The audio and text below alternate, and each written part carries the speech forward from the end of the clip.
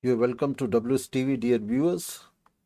US cities are presently facing a revolt-like situation after the 37-year-old US citizen and hospital nurse Alex Pretti, shot by IC last evening in Menneasota, has died in hospital today. During the extremely low mercury levels, youth and working people in US cities have taken to streets to erect barricades and physically confront the federal forces. While the government is pledging and preparing to suppress the protests by force, calls for a countrywide shutdown are taking rounds and agreed upon by the protesters. The revolt in the US, inaugurating presently in Menneasota, reflects the growing fury and unrest among the mass of the US working class against the oppressive living conditions being imposed upon it by the US ruling elite. This revolt presents great prospects for US working class of becoming a spearhead of a mass movement to challenge the hegemony of US capitalist elite and its political establishment. Irony of history is that the Trump administration that a few weeks back had been attempting to foment an unrest in Iran, accusing it of suppression of dissent, is facing acute unrest in its own land and is forced to suppress it with same brutality. Unarmed Pretti, a US citizen, was shot by the ICE after he tried to shield a woman being brutalized by the ICE agents on roadside in Menneasota. Within hours of Pretti's death, Trump and his press secretary Kristi Noem have made public comments accusing Pretti as domestic terrorist, wielding a gun and trying to assault ICE. In his first outburst against the victim, justifying his murder by the ICE agents, President Trump mischievously attempted to fool the people by addressing the poor victim with a wrong Muslim-sounding name and mocking him. Public fury was raised after videos of incident made by passers-by started to appear in social media, belying the claims of Trump and Christie.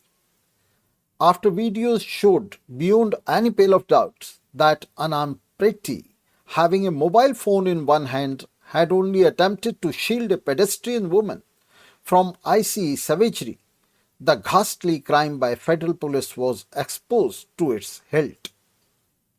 Videos made it amply clear that the ICE agents had first cored the victim down and then shot him several times in cold blood. One of the ICE agents is seen cheering and clapping in the video as Pretti is shot by his colleagues. At least 3 unarmed citizens have been shot by federal ICE agents in Menneasota alone, where ICE operations are underway, leaving 2 of these victims dead. Earlier, Renee, a 37-year-old mother of 3 kids, was shot dead by the ICE agents in Menneasota on the same pattern, and the killing was then justified by Vice President J.D. Vance and Press Secretary Kristi Noem with lies and shamelessness. Trump, who had kept deliberate silence that time, has come out now with his own lies and maneuvers.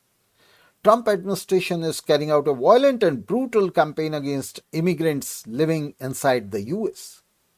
In this, even the lines between legal and illegal abort have been rendered completely blur and obliterated deliberately.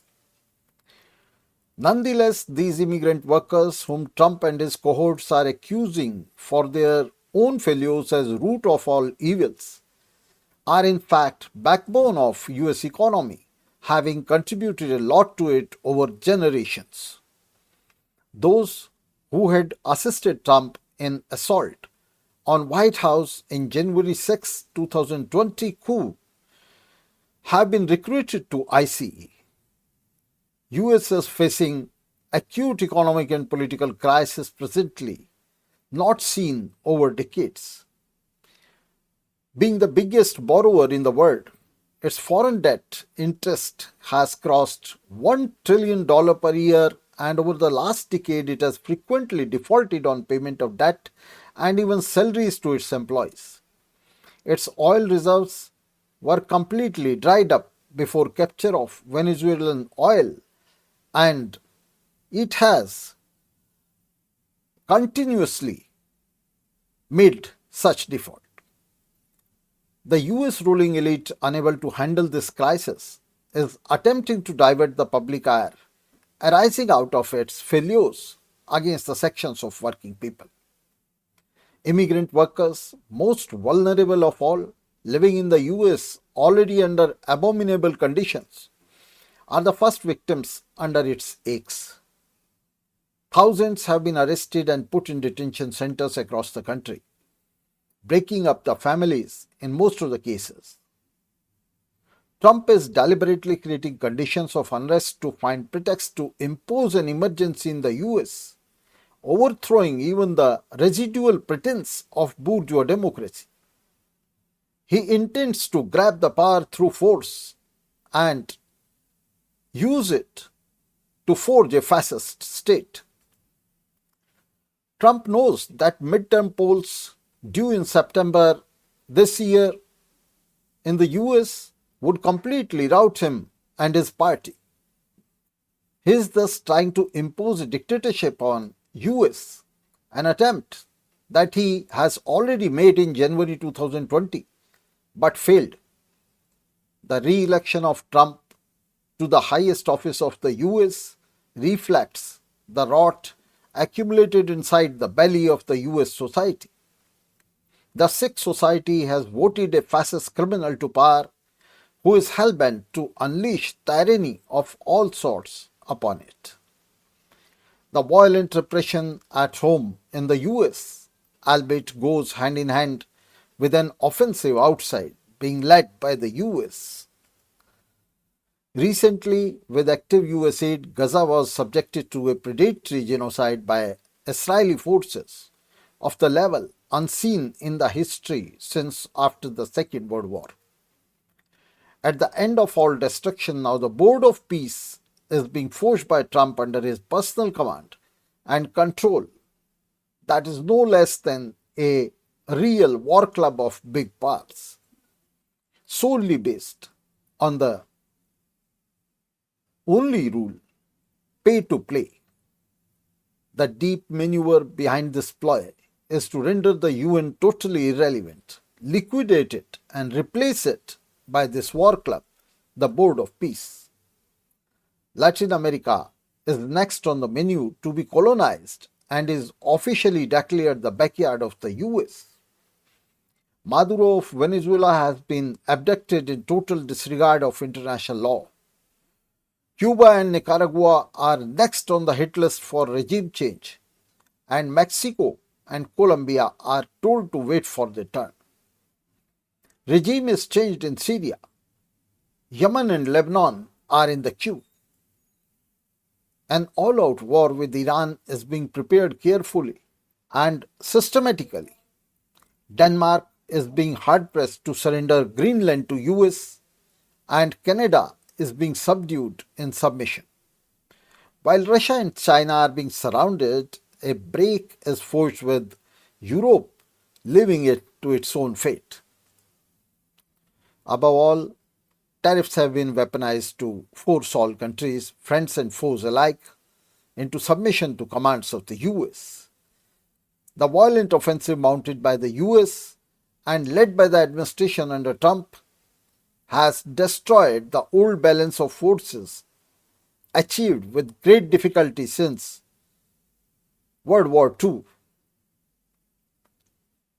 Being cornered by China and rivaled by Europe in economic sphere, the US is hitting back with violent military means. To execute its desperate mission, the US ruling elite has put the criminal gang of Trump to power. Baffled by the deepening US crisis, which no doubt is part of the crisis of world capitalism, Trump is unleashing the terror inside and outside of the US frontiers, hoping to diffuse this crisis through measures of force and terror.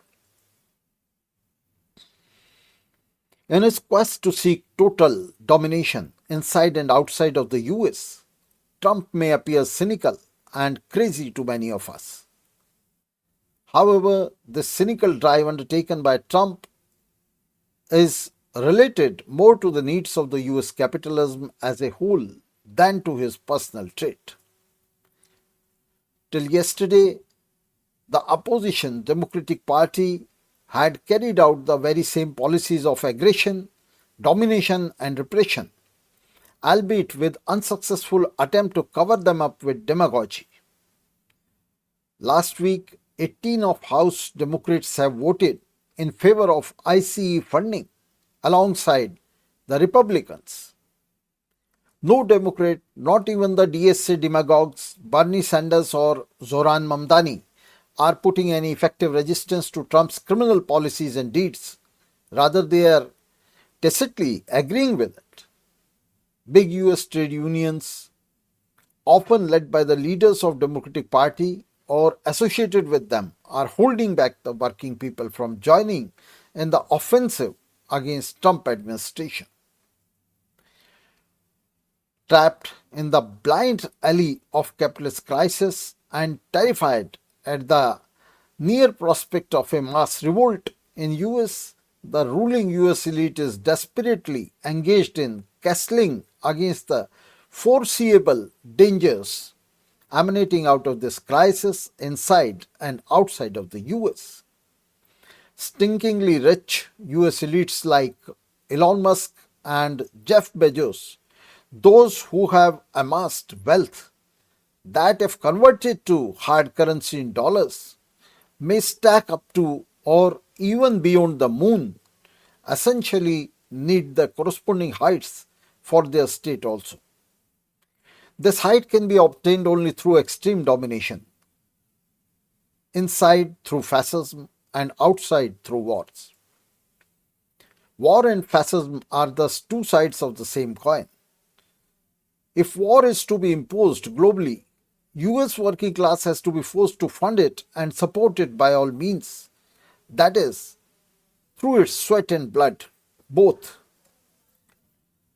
Accept this terror and violence, fascism inside and war outside, the ruling elite can offer no answer and no solution to the brewing crisis that threatens the existence of US and world capitalism at present. US, the oldest capitalist democracy in the world, is being ruled by the terrorist gang under Trump. The world is being militarized. Countries across Europe are raising their budgets on military expenditure. Poorest nations are being dragged in this whirlpool to spend hefty amounts on war, on army, and on weapon accumulation. Recently, British government has resolved in favor of forced conscriptions to its army, criminalizing the refusal. War, fascism, militarization by the capitalist states emanates out of the quest of the big corporate gangs ruling over these countries. The rivalry for grab of markets, profits, finance, trade routes, and natural and human resources is at the hem of all these conflicts. For these rivalries and conflicts, our world is dragged to the throes of World War III. The rhetoric of globalization has completely disappeared, and the gangrene of nationalism that has given birth to innumerable armed conflicts alongside the two world wars in the last century is back now. Right-wing ultranationalist tendencies are on the sharp rise and already holding the sway across the world. The obvious answer of the sick capitalist elite to its own crisis is more repression, aggression, violence, bloodshed, conflict, fascism, and war, finally snowballing into World War III, having potential of a devastating nuclear holocaust that would not only extinct the entire human race in few minutes, but would leave the entire planet Earth in a long nuclear winter. Working people have no interest in this destruction. They rather despise it. Outrightly rejecting this, international working class must present its own answer to this crisis. This answer is a world socialist revolution, a revolution from below that would start in a country only to further spread through few, many, and finally all of the countries of the world. Dear friends, the very same imperatives of the capitalist crisis that are supplying fuel to the black reaction of fascism and war in all countries are also driving the international working class to rise in revolt against them, preparing the ground for a world socialist revolution. The opposition to fascism at home and war outside is the sole and surest way to achieve this historic goal.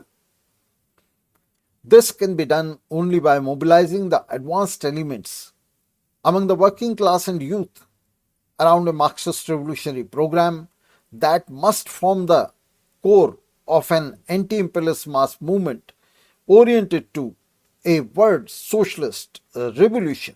Thank you for being with us and thank you very much.